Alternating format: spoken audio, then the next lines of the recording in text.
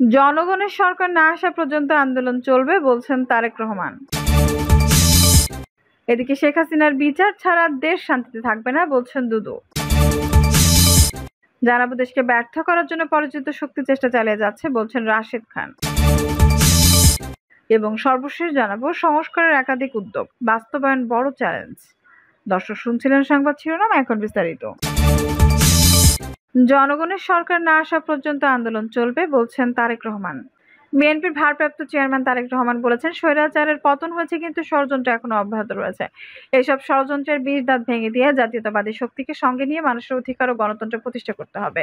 এর জন্য আমাদের আন্দোলন এখনো শেষ হয়নি। গণতন্ত্র মানুষের ভোটের অধিকার ফিরে না পাওয়া পর্যন্ত বিএনপির আন্দোলন চলবে। প্রতিবেশী দেশের ফাঁদে পা দিয়ে কিছু রাজনৈতিক দল বিভ্রান্ত হয়ে বিভিন্ন কথা বলছেন দাবি করে তারেক রহমান বলেন, এই জন্য আমাদের সজাগ থাকতে হবে।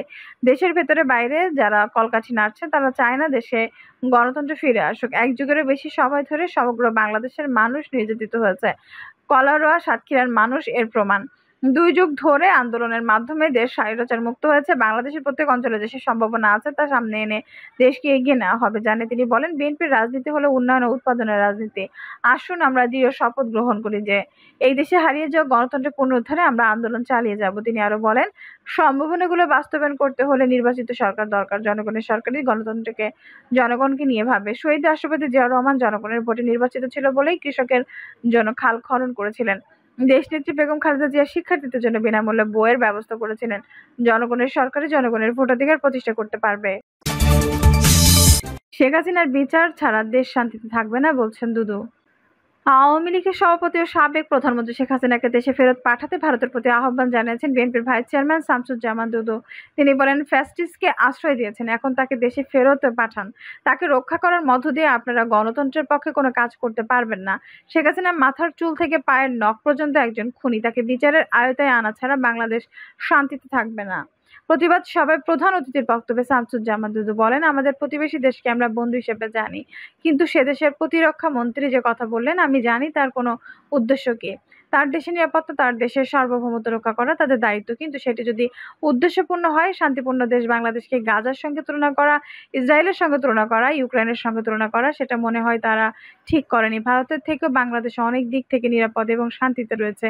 অন্তর্বর্তী সরকারের উদ্দেশ্যে তিনি বলেন, সরকারকে বলবো অনতিবিলম্বে আমাদের সেনাবাহিনীকে অর্ডার দেওয়া হয় যেন তারা তৈরি থাকে।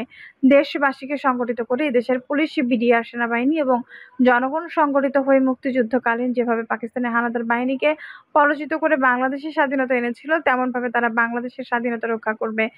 গত 1 মাস আগে আমরা যেটা দেখেছি, বিএনপির এই ভাইস চেয়ারম্যান বলেন, দীর্ঘ সময় পর বাংলাদেশে গণতন্ত্র প্রতিষ্ঠা, স্বাধীনতা প্রতিষ্ঠা, মানুষের অধিকার প্রতিষ্ঠা, ন্যূনতম মানবাধিকার রক্ষা করার সুযোগ এসেছে। এই সুযোগে আমাদের ব্যবহার করতে হবে। আমাদের সান্ত্বনার, আমাদের তরুণ সমাজ তাদের জীবন উৎসর্গ করে গণতন্ত্র ও স্বাধীনতার সম্মুখে এসে গণ অভ্যুত্থান করেছে। গণ অভ্যুত্থানের মধ্য দিয়ে যে পরিস্থিতি তৈরি হয়েছে, আমাদের সেটা রক্ষা করতে হবে এবং সামনের দিকে এগিয়ে যেতে হবে। তিনি বলেন, যারা গত 17 বছর ধরে গণতন্ত্র বিরোধী ভূমিকা পালন করেছে, ছাত্র জনতার উপর গুলি চালিয়েছে, শেখ হাসিনা সহ আওয়ামী লীগে জড়িত থাকা নেতাদের অনতিবিলম্বে বিচারের আওতায় এনে কাঠগড়ায় দাঁড় করাতে হবে। যারা বাংলাদেশের টাকা লুট ও পাচার করেছে তাদের আইনের আওতায় নিয়ে এসে সব টাকা উদ্ধার করতে হবে। শামসুজ্জামান দুদু আরো বলেন, আমরা চারদিকে খেয়াল করছি, বিভিন্ন জায়গায় চাঁদাবাজি, লুটপাট এবং দখলদারি হচ্ছে। বিএনপিকে বদনামের ভাগিদার করতে কিছু কিছু মানুষ বিএনপি এবং ছাত্রদল সেজে এগুলো করছে। আমাদের ভারপ্রাপ্ত চেয়ারম্যান তারেক রহমান সুস্পষ্টভাবে বলেছেন, এই ধরনের ঘটনা যেখানেই দেখা যাবে সঙ্গে সঙ্গে তাকে ধরে পুলিশের হাতে তুলে দিতে হবে। আইনের মাধ্যমে তার বিচার হবে। আমাদের মহাসচিব একই নির্দেশ দিয়েছেন। দেশকে ব্যর্থ করার জন্য পরাজিত শক্তি চেষ্টা চালিয়ে যাচ্ছে বলছেন রাশেদ খান।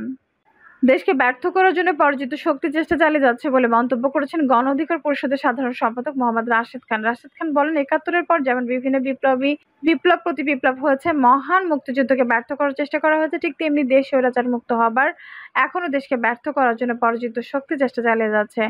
ভারত বাংলাদেশের সঙ্গে যুদ্ধ লাগাতে চায়, আমরা তাদের সেই সুযোগ দেব না। রাশেদ খান বলেন, ভারতের সঙ্গে বাংলাদেশের জনগণ সম্মান এবং মর্যাদার সম্পর্ক চাই। আমরা শান্তি চাই। ভারত যুদ্ধ লাগাতে চাইলে তা পুরো পৃথিবীতে ছড়িয়ে পড়বে। করবে। ভারত যদি আমাদের দেশের বিরুদ্ধে যুদ্ধ লাগতে চায়, আমাদের পাশে ইউরোপ আমেরিকা আছে। গণ অধিকার পরিষদের এই নেতা বলেন, বিএনপি, জামায়াত, গণ অধিকার পরিষদ সহ সকল রাজনৈতিক দল যুগপৎভাবে আন্দোলনে অংশ নিয়েছে। আমাদের এই বন্ধন অটুট রাখতে হবে। আগামীতে এদেশে জাতীয় সরকার দেশ পরিচালনা করবে। কোনো রাজনৈতিক দল যদি আবারও স্বৈরতন্ত্রের বীজ বুনতে চায়, তবে এদেশের জনগণ আবারও তাদের প্রতিহত করবে।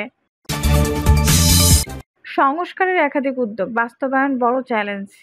শেখ হাসিনার ১.৫ দশকের কট্টর শাসনে প্রতিষ্ঠিত হয়ে উঠেছিল দেশের মানুষ। ৩ সপ্তাহের তুমুল আন্দোলন, বিপুল রক্তপাতের মধ্য দিয়ে ছাত্র জনতার অভ্যুত্থানে ক্ষমতাচ্যুত হয়ে ৫ আগস্ট ভারতে পালান তিনি। এরপর ৩ দিন কার্যত দেশ ছিল সরকারহীন। ৮ আগস্ট রাতে দায়িত্ব নেয় নোবেলজয়ী ডক্টর মোহাম্মদ ইউনূসের নেতৃত্বে অন্তর্বর্তী সরকার। এরপর দেশে নামে জনগণের বিভিন্ন অংশ থেকে প্রত্যাশার ঢল। আইনশৃঙ্খলা, দ্রব্যমূল্য আইনের শাসন, মানবাধিকার, রাষ্ট্র, রাজনীতি, সমাজ সব খাতেই আমূল পরিবর্তনের দাবি আসতে থাকে। একের পর এক আকাশচুম্বী প্রত্যাশার চাপ দিয়ে কাজ শুরু করা অন্তর্বর্তী সরকার ১ মাস হলো। আজ দায়িত্ব নেওয়ার পর সরকারের প্রথম কাজ ছিল পুলিশকে কাজে ফেরানো। কারণ অভ্যুত্থানের বাহিনীটি একেবারে ছিন্নভিন্ন হয়ে গিয়েছিল।